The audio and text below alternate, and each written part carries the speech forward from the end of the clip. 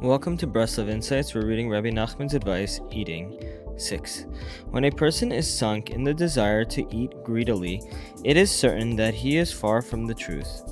A person like this is under the force of the divine aspect of severe judgment. Greed is a sign of impoverishment to come, and will subject him to contempt and embarrassment. 7. When a person manages to break his desire for food, God works miracles through him. 8. There are people who sleep away all their days. Some of them have fallen into their sleep because of their desires and wrongdoing.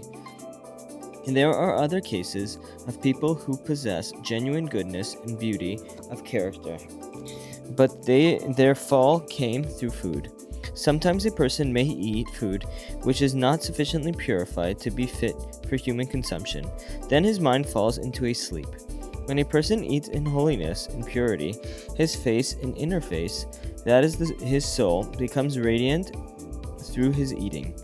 But when he eats without holiness, the food damages his heart, and the result is that he loses that inner face and he falls into a sleep. He may still think that he is serving Hashem, occupied as if he is with Torah and prayer, but he is asleep, and all his devotions remain in the lower worlds. God has no pleasure from them. It is vital to arouse him from his sleep, but the only way it can be done is if he stirs himself a little first. The tales and stories told by the tzaddikim have the power to rouse those who are asleep, and so that their days will not be wasted. It is a great thing to be privileged to find a tzaddik like this, who can stir you from your sleep. Otherwise, you could sleep away all your days. God forbid. 9. The food, physical and spiritual, of the Jew must first undergo purification until not a trace of the forces of the Sitra D'Achra, the other side, remains. Food which still contains a trace of them can cause one to sin. All the impulses and desires which people experience are aspects of the klipa, the husks, which surround the spiritual fruit. The husks are characterized by excess and superfluousness. The body can survive without these gratifications. When desires and impulses press in on a person, this is the battle of the klipa against holiness.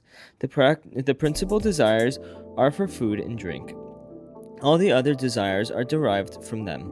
When a person is in their grip, they send his faculty of speech into exile. As it says in the Psalms, "My throat is dry." He finds himself unable to sing a single word before Hashem. But by fasting he can overcome the power of these desires. Then he will be able to speak. Through this, he will be able to draw those who are far from God closer. As more people come to acknowledge Hashem, his glory is revealed over the whole creation, and our faith in God becomes complete. When a person who is a master of his desires eats, it is precious indeed, because of the unification brought about by the Holy One, blessed is he, in the Shekhinah face to face. Thanks, and we'll continue tomorrow.